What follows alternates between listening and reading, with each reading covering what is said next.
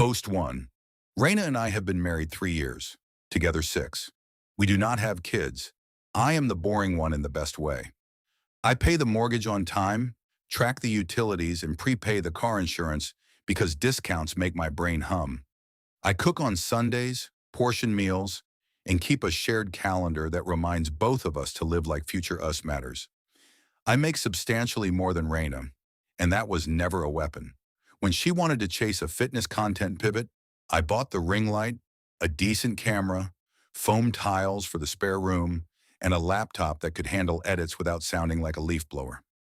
When she felt shy posting, I was the one leaving the encouraging comments from my personal account so the first heart would not be a stranger. Enter Jace, her trainer.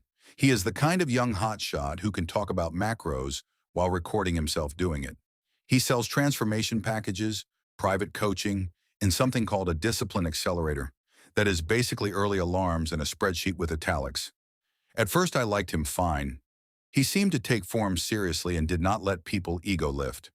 Then Raina started quoting him at dinner like scripture. Discipline is love, comfort is the enemy. Winners do not clock out at 5. I work late when needed, but I am proud of clocking out. I think families need someone who remembers how to make rice taste like food and not fuel. 2 months ago, Raina shifted her sessions from the gym to his private studio because he said the lighting was better for content. That meant her workouts doubled as filming. She came home with the red cheeks of someone who worked hard and the glazed eyes of someone who was seen. I was happy for her new confidence. I also started hearing the word legacy in our hallway, where words like laundry used to live. Last week, she asked me to sit down. She wore the jacket she saves for conversations she wants to control. She said she needed to speak her truth. She said she has outgrown our marriage. She said she is in love with Jace. She insisted they have not technically crossed lines yet, which is a sentence that lands like a stone. She told me she would be moving out this month to an apartment near his studio. Then she slid a printed budget across the table. The budget was not a joke. It had color-coded sections like she had spent time choosing shades for categories. It listed our mortgage, utilities, groceries, and her personal business costs, plus a line item called transition cushion. Under notes, she had written, "You earn more, and it is the gentleman thing to keep supporting me until my brand stabilizes." She underlined gentleman. I stared at the page long enough to hear the refrigerator click on. I think my face did nothing. She interpreted that as negotiation and started explaining. She said I should be proud. She said our marriage helped her find the discipline to become someone strong enough to leave. She said Jace believes in her the way coaches do. She said love changes shape and asked me to hold space like an adult. She said if I loved her, I would not punish her with money. What I wanted to say was that I already held all the space. I held the grocery lists and the credit scores and the repair calls. I held the nights she cried after bad shoots. I held the ring light every time the clamp slipped. I held the fact that I am not a coach or a spectacle. I am a man who understands the difference between a mortgage and a caption. What I said was calmer. I said if she is leaving our marriage for Jace, then we are separating, and I will follow the legal process.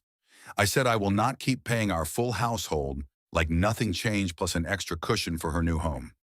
I said I will consult a lawyer and support what is necessary and lawful, not whatever fits a content schedule. I said there will be no overlap, no open marriage, no technical gray. If she is choosing him, she is choosing not to be my wife. She blinked and asked if I was serious. Like the budget was the serious thing and my line was the surprise. She said plenty of men would stay generous to protect a woman they used to love. I said plenty of adults would not announce a new relationship while sliding a spreadsheet across the table, asking for a transition cushion. She said I was being small. I said I was being clear. I slept on the couch because she wanted the bed, and I did not want to argue over furniture the first night my life tilted. In the morning, I emailed a family lawyer for a consult. I also emailed Raina a short, polite summary so no one could pretend they misunderstood.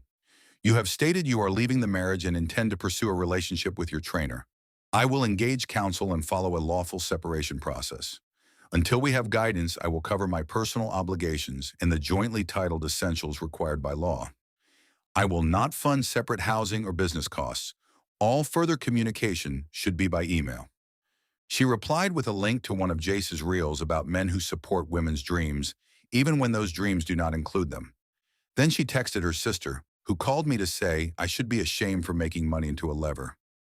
I said, we are married and money is part of marriage. Her sister said, you were always controlling. I said, I bought a ring light you picked and assembled foam tiles on a Saturday. If that is control, I am bad at it. I know I am hurt, and that hurt makes people dramatic. I am trying not to be dramatic.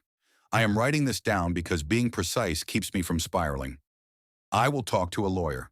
I will follow the process. I will be fair. I will not subsidize my wife's new relationship with her trainer just because I am the higher earner, and she printed a budget with a soft font for the headings.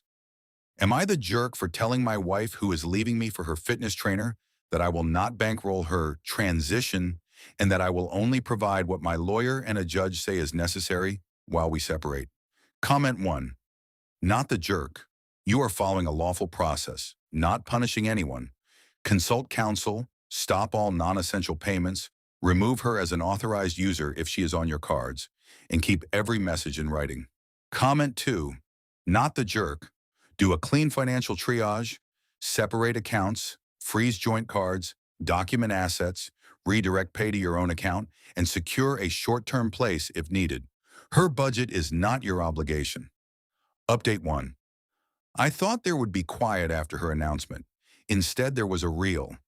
Raina posted a soft focus video from Jace's studio titled New Chapter. Slow pans of kettlebells, sunlight, and her profile in a mirror. The caption said, growth requires courage and community. Comments from her gym friends poured in with hearts. My mother texted 3 words. Call me, please. My sister-in-law Maya called without texting at all and opened with, you are not going to punish my sister because she found love. She said being a gentleman means staying generous until she stabilizes her brand. I said being an adult means you do not ask your spouse to fund your move to a trainer's loft. She hung up after saying I was small. I met with a family lawyer the next morning. He did not react to my story. He wrote bullet points like a person collecting tools. His advice was simple. Keep the house mortgage and utilities in good standing since you live there. Stop all discretionary payments that are not legally required, especially anything supporting a separate residence. Remove her as an authorized user on your credit cards. Close joint cards, open a dedicated checking account for your pay, and document the last 6 months of household bills. No transfers or gifts. All contact in writing. If she needs money, she can request temporary support through counsel or mediation. Until then, you provide what a court would expect, not what a real requests. I left with a list and moved through it like an assembly line. Direct deposit routed to a new account. Joint card frozen.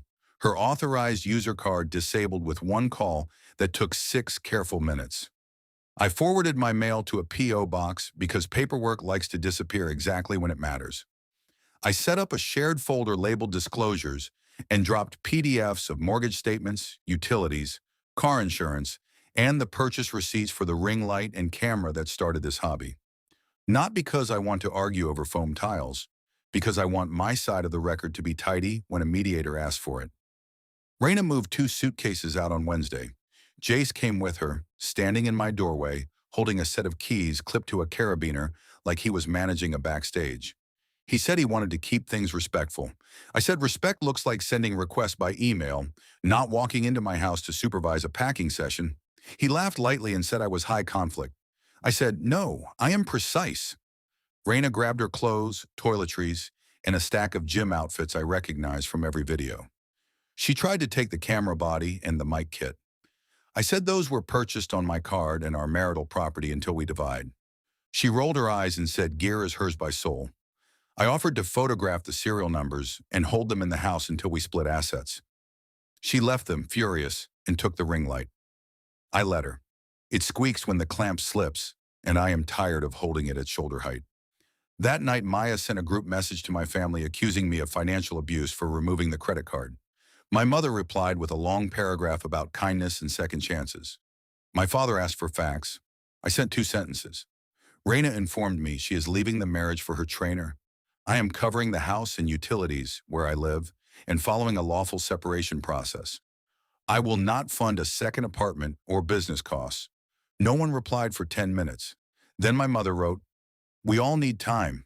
I wrote in clear lines and put the phone face down. The fallout moved quickly into money. Raina forwarded me a revised version of the printed budget with the same soft headings, adding an apartment deposit and the words essential to my brand under a section called content costs. My reply was a single paragraph I had prepared with my lawyer, so I would not spiral into speeches. I will provide what is necessary and lawful. I will not fund a separate residence or business expenses.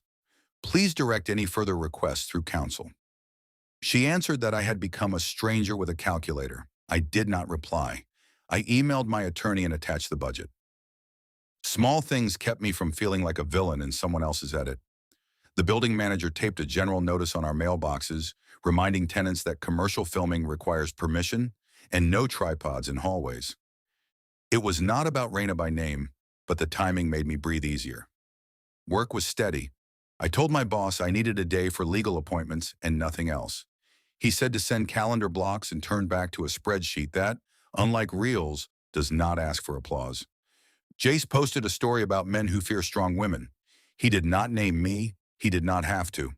I screenshotted it and dropped it in the folder titled Social, not to argue later, to keep an external timeline that is more than my memory. Maya sent me one more message asking me to keep paying the gym membership in my name because Raina was in between. I canceled the membership and replied with a screenshot of the confirmation. She called me heartless. My lawyer says the loudest accusations usually stop when a judge sets temporary orders. I am aiming for that. Quiet from a professional, not quiet from a porch. Raina came back once more with an empty tote and a list of household items she wanted. I told her to send the list to my attorney so we can schedule a pickup with a witness. She said I was making this ugly. I said I was making it clean. She said she was shocked I had cut support this far already. I explained that I had not cut support. I had returned support to the level necessary and lawful while we separate. She asked who taught me to talk like that.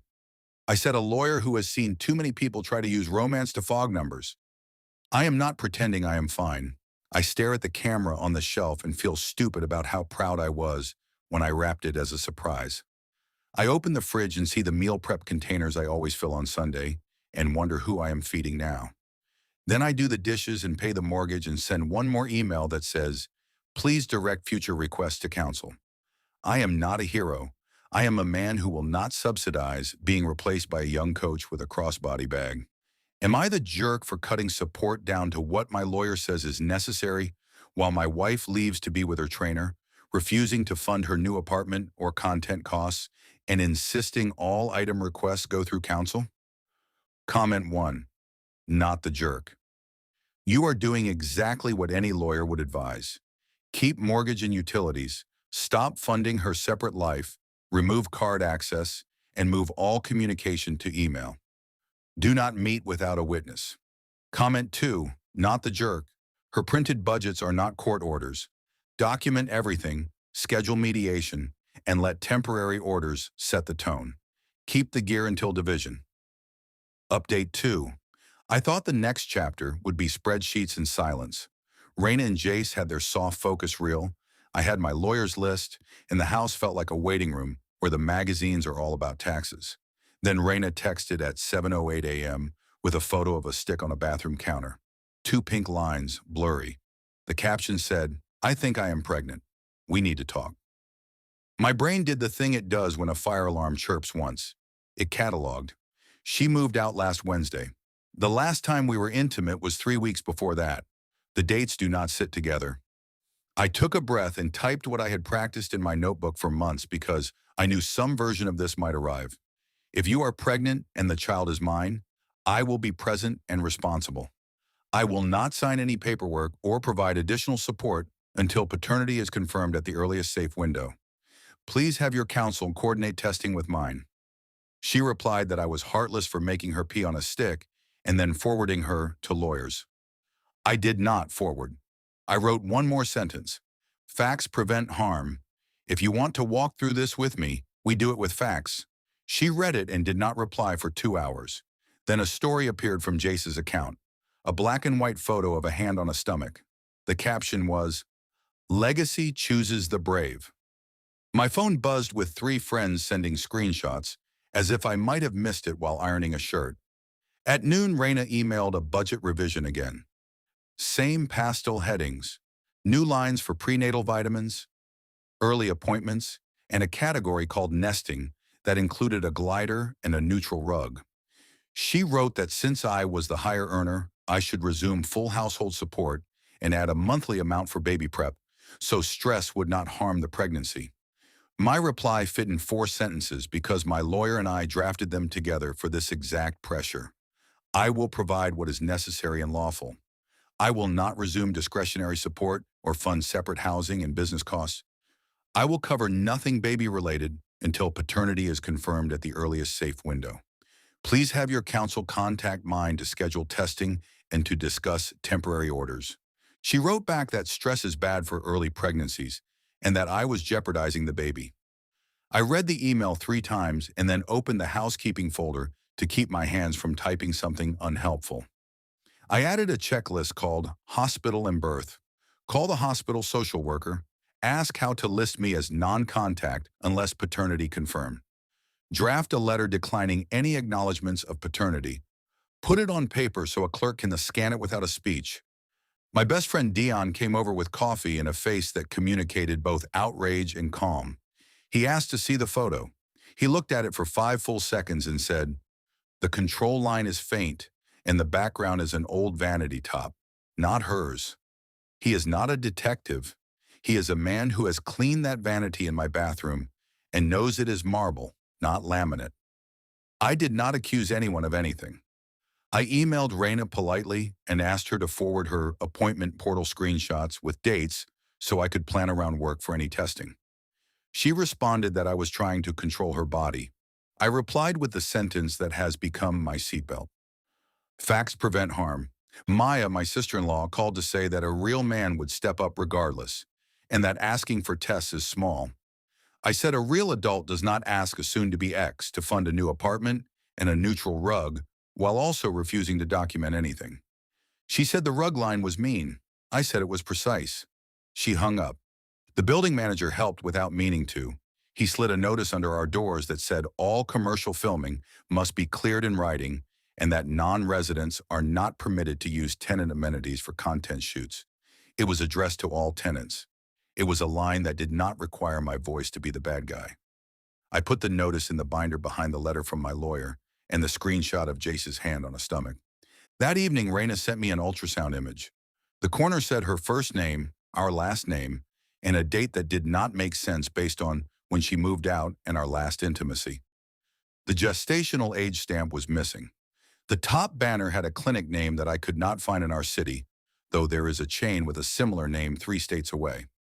I did not play internet detective. I forwarded the image to my lawyer and wrote, "Request verification through her counsel and a plan for non-invasive prenatal paternity at the earliest safe week." I added a sentence for myself. Do not argue over pixels with someone who is telling a story. Argue with calendars, lab slips, and orders that carry headers. I booked a consult with a hospital social worker and sent a concise email. I am separating. There is a possible pregnancy with disputed paternity. I will not be listed as a contact or sign anything pre-birth without confirmed paternity. She responded with a template letter to put on file and a list of dates that qualify as earliest safe windows for testing. She answered no feelings, only logistics. I cried for 2 minutes after reading her email because sometimes kindness is a list of dates. Meanwhile, the chorus thinned. One of Raina's gym friends sent me a quietly worded text that said she was sorry for joining Maya in calling me small and that timelines are confusing when content wants an ending. I did not clap back. I wrote, "Thank you for the note. Please direct any future messages through counsel." Dion made me dinner and hid my phone until I finished eating. I did small, boring things that make me feel like a person.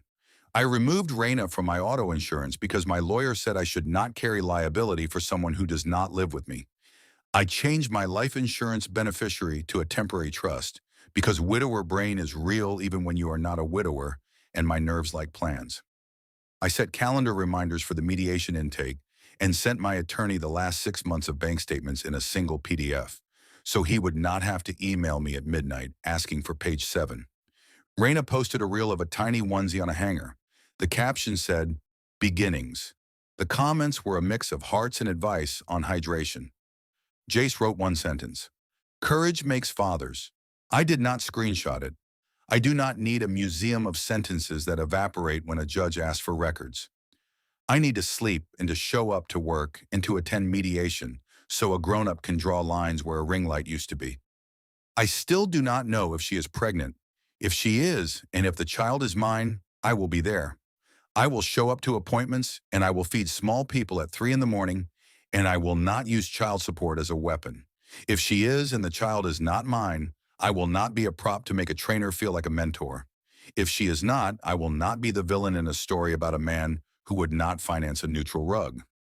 Am I the jerk for insisting on earliest safe paternity testing before providing any baby-related support, keeping all communication in writing through counsel, and refusing to fund a pregnancy she will not document beyond a blurry stick and a questionable ultrasound? Comment 1. Not the jerk. Your policy is exactly right. No baby spending, no paperwork, no contact beyond email until earliest safe testing confirms paternity. Keep the hospital letter on file. You are being ethical and careful. Comment 2. Not the jerk. Dates, portals, lab orders, and chain of custody are the only language that matters here. You are following counsel and protecting everyone from a mess later. Keep the binder in your appetite. Update 3. I thought the next beats would be emails and calendar invites only. Instead, Jace and Raina invited chaos to leg day. Saturday morning, I walked into our usual neighborhood gym at 9:10 with my headphones and a plan to stay under fluorescent lights, not ring lights. 10 minutes into my warm-up, the music dipped and the room shifted. Jace wheeled a tripod to the turf. Raina in a cropped hoodie stood beside him, eyes bright with the "we're doing something brave" look I now associate with my blood pressure rising.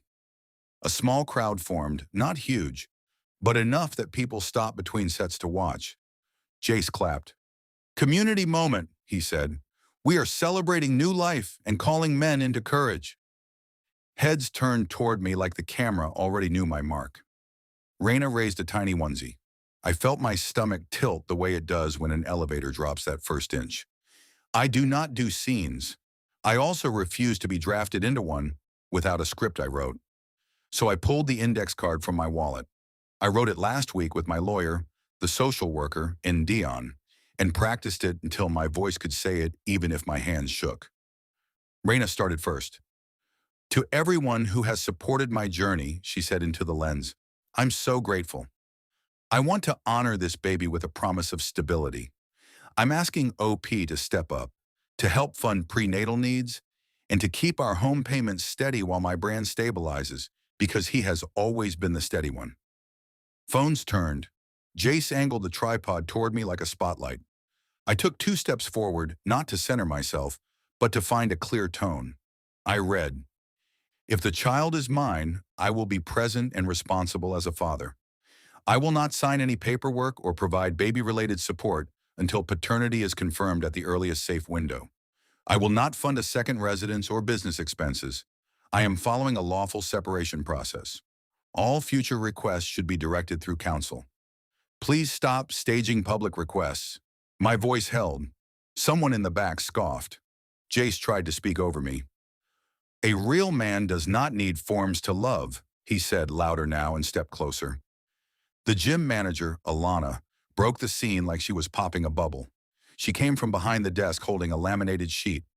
"No filming members without consent," she said. "No tripods on the floor. No public call-outs. Shut it down." Jace started on about community. Alana pointed at the sign above the turf. "This is not a community theater," she said. "It is a gym." She turned to me. "Do you consent to be filmed?" I said no. She looked at Jace. "Turn it off or leave." The camera blinked dark. A few people exhaled out loud, the way a room does when someone opens a window. Raina tried to pivot. "He's weaponizing paperwork," she said to the lingering audience. "Stress is bad for early pregnancies." She looked at me as if I would apologize on cue. I kept my statement in my pocket but repeated my policy once. Plain. Earliest safe paternity test, then responsibility. Until then, lawful minimums only. Email my counsel. Alana walked us to the front desk and took both their member tags.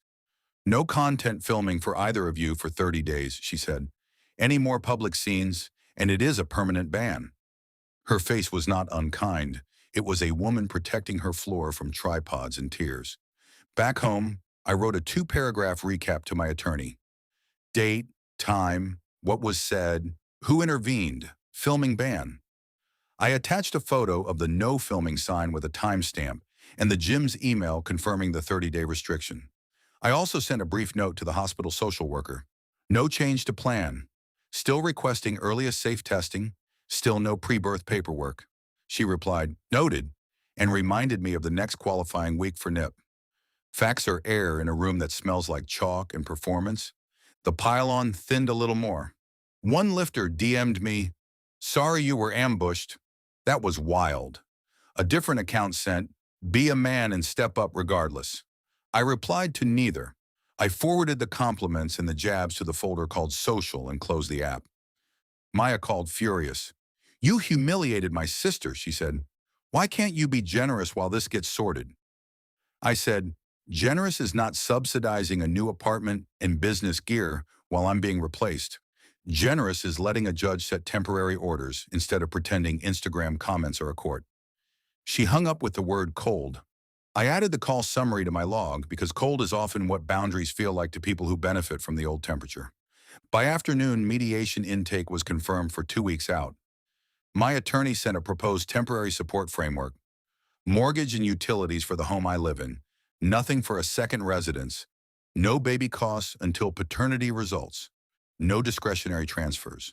He also sent a short letter to Raina's counsel documenting the ultrasound inconsistencies without accusation, simply asking for appointment portal verification and scheduling the earliest safe paternity test.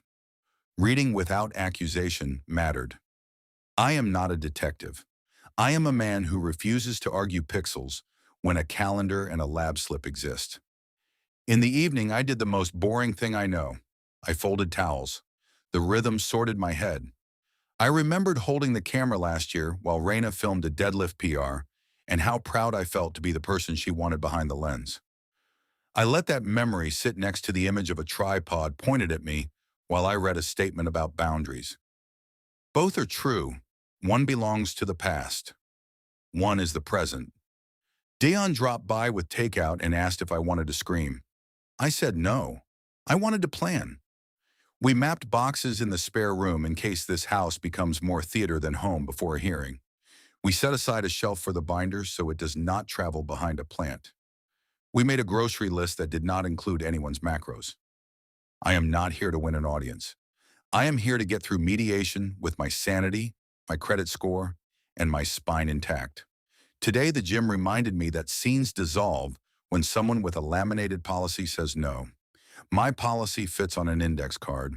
It is the only speech I am giving in public until a mediator tells us where to sit. I will update after mediation is scheduled and any test date is confirmed. For now, I am going to wash chalk off my hands, label a box, and set an alarm that has nothing to do with content. Comment 1. You handled that perfectly.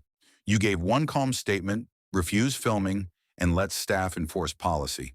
Keep everything in writing. Bring the gym email and your statement to mediation. It shows you are not escalating. Comment 2, contrarian.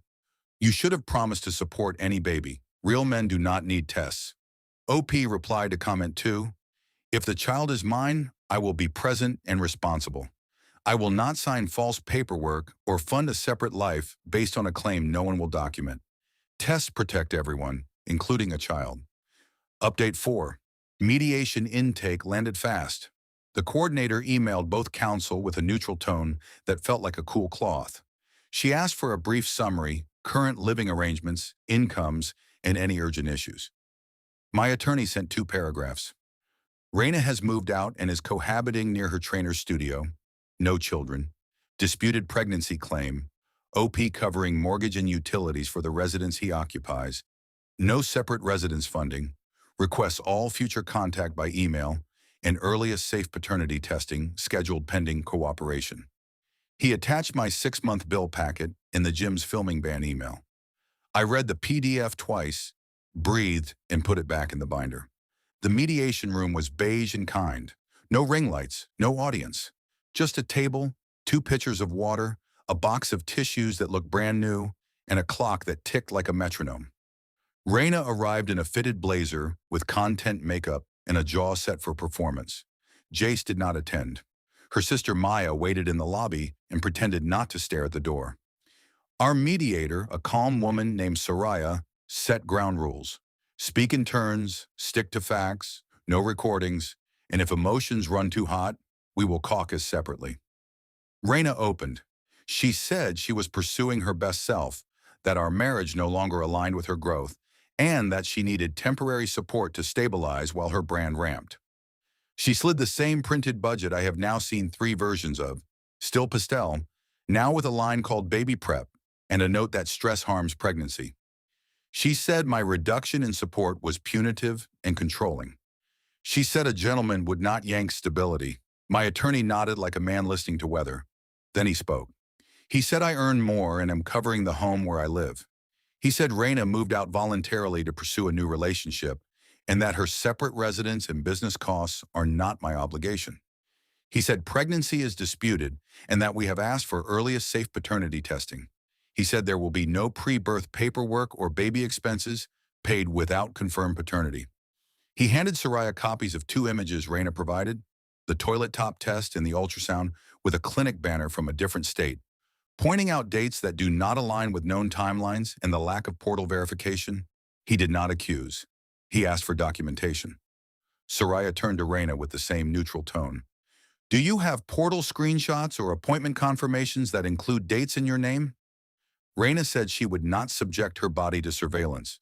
Soraya wrote that sentence down exactly. Then she outlined the temporary support framework the court typically orders in similar no-child separations. Each party covers their own new housing. The higher earner maintains essential payments on jointly titled assets they possess or use. No discretionary transfers. If pregnancy is documented and paternity later confirms, retroactive adjustments can be addressed then. She slid a printed grid across the table that listed mortgage, utilities, car insurance, and nothing else. She circled a number. It was smaller than the soft pastel budget by a canyon. Raina swallowed and said it was not enough. Soraya did not flinch. Temporary orders are not designed to bankroll aspirational ventures, she said. They are designed to keep essential obligations current while people separate. My attorney asked for 2 additional items. A mutual non-harassment clause that would prohibit public callouts or filming ambushes, and a directive that all communications occur through counsel. Soraya looked at me. Any incidents? I handed her the gym manager's email imposing the 30-day filming ban and the building manager's notice about filming on shared property. She read them to herself, nodded, and added a line. No social media solicitations involving the other party. No public pressure events. It was the first time I felt my shoulders drop inside a room with Raina since all this began. We caucused. In our room, my attorney tapped his pen on the grid. This number is what you have already been doing, he said. If the court signs this, your obligation is bounded. Do not drift, I said I would not. He added a note to ask for a hospital plan acknowledgement in the order. I will not be listed as contact or sign any acknowledgements without confirmed paternity. Hospitals like paper, he said. We hand them paper. He also confirmed the clinic had held 2 slots and emailed chain of custody instructions for the NIP test, another tidy line for the record. Back together, Soraya read the temporary agreement aloud, line by line. Mortgage and basic utilities on the marital address paid by me. Car insurance for the vehicle in my possession paid by me. No payments toward Raina's separate residence, business, or discretionary spending. All contact by email through counsel, mutual non-harassment, and no public filming or solicitations involving the other party.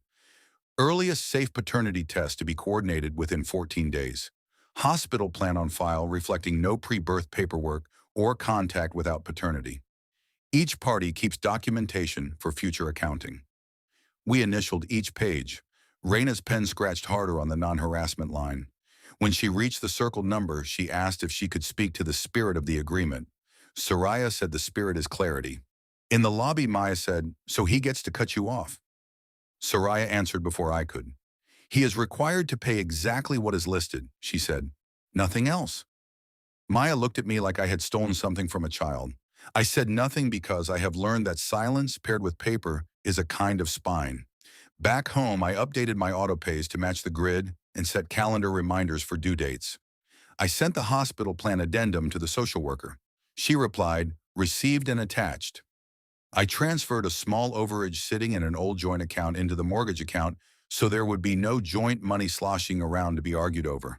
Then I sent Raina a single line through counsel. Payments will align with the temporary order beginning this cycle. She posted a story that night about oppression and paperwork, filmed under a ring light in a new apartment. She did not say my name. She did not have to. The comments were a mix of hearts and men are trash. One follower asked when she was due. She replied with a sparkle emoji and no month. Maya DM'd me a screenshot and 3 words, "You are cruel." I forwarded it to my attorney without comment. He sent back a thumbs up and a line, "Do not engage." The order speaks. In the morning, the earliest safe testing clinic called to confirm a window. They asked if both parties would attend. I said counsel is coordinating. The scheduler said they would hold 2 slots and email chain of custody instructions. I printed the email and added it to the binder. Every page goes in the same direction. It helps me believe my life will too. I made rice and portioned meals like always, then cleaned the camera I once bought with pride and placed it back on the shelf. It is evidence and also an object. I am trying to let objects be objects. I am trying to let numbers be enough. A mediator circled a figure today and said the spirit is clarity. I am keeping my life inside that circle until a judge tells me otherwise. Comment 1. This is exactly how it should go. Temporary orders keep essentials paid and stop theatrics. Great job getting the non-harassment clause and hospital plan in writing. Hold to the grid. Let counsel handle any drift. Comment 2. Clean win. Beige room, calm paper, smaller number. Do not budge outside the order. If she refuses testing, document and be ready to test at birth. Keep the binder neat. Judges love orderly people. Update 5. 2 things can be true. I did not want humiliation for Raina. I did want the fog to lift. This week it finally did. The earliest safe paternity appointment had been tentatively scheduled, and my counsel kept asking her counsel for portal verifications. Silence. Then Dayon sent me a link from a watchdog account that calls out faked influencer content. The post laid 2 images side by side. On the left, Raina's ultrasound image. On the right, a stock template from a Pinterest roundup that was used in a dozen blogs. Identical background, identical faint artifact in the top right corner, clinic banner swapped by a sloppy crop. The caption on the watchdog account said, "Influencer rebrands stock as personal. Unsure about timeline, but this is not it." Comments flooded in. Some hearts, some disbelief, a lot of quiet faces. I stared at the screen and felt nothing for a full minute. Then I felt my shoulders drop. I did not comment. I forwarded the post to my attorney with the subject, "For the record." He replied, "Thank you." Filing 20 minutes later, he sent a short note he had already drafted to her counsel requesting a written retraction of pregnancy claims, confirmation that no appointments existed, and a stipulation that any future pregnancy announcements must be documented through portals before any support requests. Calm words, sharp edges. Raina posted a reel 2 hours after the watchdog account. Black background, white text, piano music. "We lost the baby," it said. "Please respect our privacy." There were no dates. There were no details. My stomach clenched because grief is real even when stories are not. I did not know what was true inside her house. I knew what was in my binder. I sent one line through counsel. "I am sorry for any loss Raina is experiencing. All financial and legal terms remain as in the temporary order my attorney sent it as written. Compassion with boundaries." It felt like standing on dry ground. Maya texted me without counsel for the first time in weeks. "You win," she wrote. "Are you satisfied?" I did not engage. I forwarded the text to my attorney and set the phone face down. 10 minutes later, Maya sent another message. For what it is worth, I told her to stop. Jay should have told her to stop. I looked at the words for a while. Then I archived the thread. An apology is not my fuel. A stipulation with dates is. The trainer tried to spin it. Jace posted a story about haters weaponizing grief and men hiding behind lawyers. The gym manager messaged me a screenshot of his account filming on the sidewalk outside after the ban, then added, "We are moving to a permanent no filming policy for all members. I sent a thank you and put the email behind the gym section in the binder." The building manager posted a reminder that commercial content on residential property requires permission. He did not name anyone. He did not need to. Raina's counsel finally responded to the retraction request. The letter said there would be no further claims of pregnancy without documentation, and that there would be no prenatal or birth paperwork naming me without confirmed paternity. It also noted that my adherence to the temporary order was acknowledged. There was no apology. There was a line that read, "Client acknowledges that stock imagery was used in a moment of distress." My attorney replied with a formal acknowledgement in a request that no further public solicitations reference me or my obligations. He attached the non-harassment clause we had already initialed at mediation and underlined the parts about public callouts. Paper is a quiet but persistent teacher. The chorus around us dimmed. A couple of Raina's followers DM'd me apologies for earlier comments. I did not reply. Dayon told me to breathe.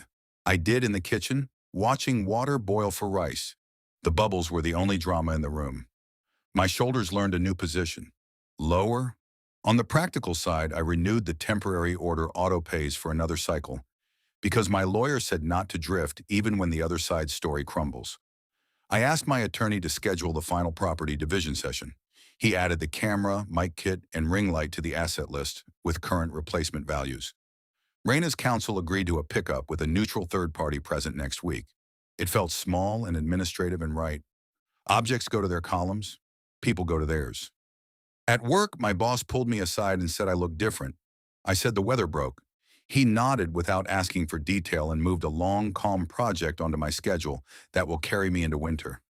I like the way a spreadsheet trusts you to show up without speeches. Later, Maya asked if we could talk off the record. I said through counsel only. She sighed and sent one more line. She is staying with a friend. Jace is not picking up calls. I did not gloat. I took a walk and looked at trees. Spinner seeds helicoptered to the ground and landed without fanfare. I wondered if this is what landing feels like. Not fireworks, gravity. I also did something I had been avoiding because it felt final. I took down the foam tiles in the spare room we used for Raina's shoots. I stacked them in a neat pile and taped a label on the top tile with the date for the asset pickup. The room looked larger without squares pretending to be a stage. I moved a chair in and a lamp. I sat and read for an hour. The house remembered that it was a house. In the evening, I got a short email from Raina. "Please stop making me look like a liar," it said. "You know what I meant." I typed a sentence and deleted it. I typed another and deleted it. I ended with 4 words that cost me no self-respect. "Please direct through counsel." I closed the laptop and did dishes. Steel, ceramic, water, the simple shapes of a life that went back to being mine. I do not feel triumphant. I feel tidy. The ultrasound that was not is in a folder. The spin that failed is not my problem. The binder is thick. The house is quiet. The temporary order number fits in a circle on a grid. I sleep more. I wake without a script in my throat. I can hear the kettle click off at the right temperature. Am I the jerk for holding the line after a fake pregnancy was exposed, refusing to change the temporary order, and continuing to route all communication through counsel while we divide property and move toward finalizing the divorce? Comment 1. Not the jerk. You offered compassion without reopening the wallet. The stipulation and mediation order control. Keep the binder, finish division with a witness, and let counsel close the file. Good job removing staging from your home. Final update. 10 months later, a tidy binder and rooms that belong to themselves. 10 months is long enough for loud stories to fade into the small sounds that make up a life. The divorce was finalized in the spring. The judge signed the order in a courtroom that smelled like paper and dust, not fireworks. We divided property.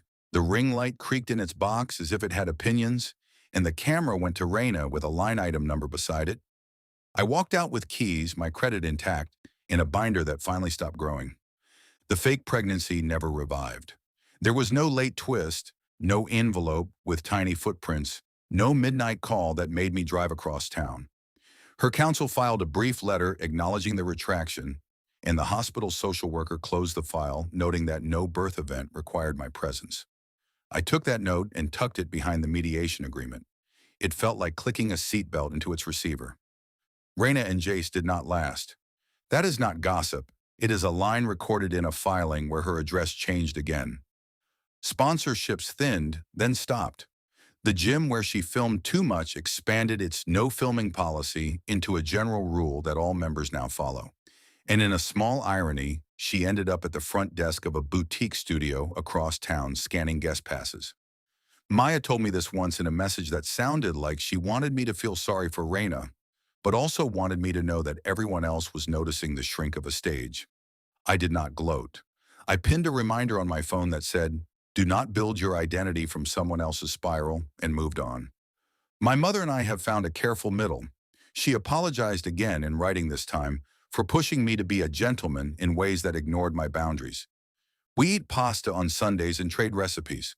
She catches herself before she says legacy now. She says words like recipe and routine. It is gentler. Maya and I keep things formal. Every few months she sends a line that starts with, "I was wrong." I archive them the way a person puts cards in a drawer. You keep thank yous. You do not build cabinets from them. The house is quieter because it does not have a stage in it. I took the foam tiles down months ago, but it took time for the room to stop feeling like it had to perform. Now it is a reading corner with a lamp that knows how to throw light without asking for attention. The kitchen holds more basics and fewer powders, which means dinner tastes like dinner again. I replaced the squeaky clamp with a curtain rod, and there is a soft fabric that moves when the window is open. Small things, precise changes, proof that a home remembers its shape when you stop treating it like a set. Work steadied me through the winter. I closed 2 projects on time, earned a quiet, clean raise, and moved into a role where my calendar holds longer blocks that belong to me. The manager who once told me to focus on my exam told me last week that I look like a person whose shoulders know where to rest. I do not wear that compliment like a flag. I fold it and tuck it in the same mental drawer as the apology cards. Useful, not defining. Dating has been soft. Coffee with someone kind became breakfast that end with a walk before we both go do our jobs. She asked what happened without turning it into a test. I told her 3 sentences, no speeches, and said I do not do open relationships. She nodded and asked if I like lemon bars. I said I do. We have no scripts for forever. We have plans for Saturday, which is more than I had when every week stood under a ring light. The binder sits on a shelf and I open it only when mail arrives that smells like court. It is thinner now because I removed duplicates and kept only what bears a header. When I touch it, I do not feel a pulse in my throat. I feel order. This is what the end looks like when you decide not to fill it with dramatic exits. It is an envelope slid across a counter. It is a key that still works. It is a plant that lived through winter because someone remembered to water it. Sometimes I think about public scenes where people try to vote on someone else's consent. The lesson I carried from rooms like that made this outcome possible. Boundaries spoken once, written once, lived daily. A line on an index card read aloud and then followed. A judge who circled a number and called it clarity. I am grateful for the sentence that became my policy. If the child is mine, I will be present and responsible. Until facts exist, we do not cosplay the future. Compassion with boundaries. That line saved me from becoming a character in a show I did not pitch. Raina still posts sometimes about trials and strength. In one clip, she says men fear strong women and that the world wants to drown new beginnings in rules. She does not say my name. That is good enough. I wish her work that pays her bills and friends that are not an audience. I wish myself rooms that hold only the furniture they need and a calendar that keeps my promises to myself. It turns out I like a smaller life. I like a table that seats 2 and a lamp that warms a page. I like a binder that closes and stays shut. I like a phone that does not bark in the night. I like walking past a gym and smelling rubber mats and heat with no spike of adrenaline. I like the kettle's small click. I like labels that match what is inside a box. There is no moral here, only relief. I kept the parts of my life that are mine. The rest exited stage left.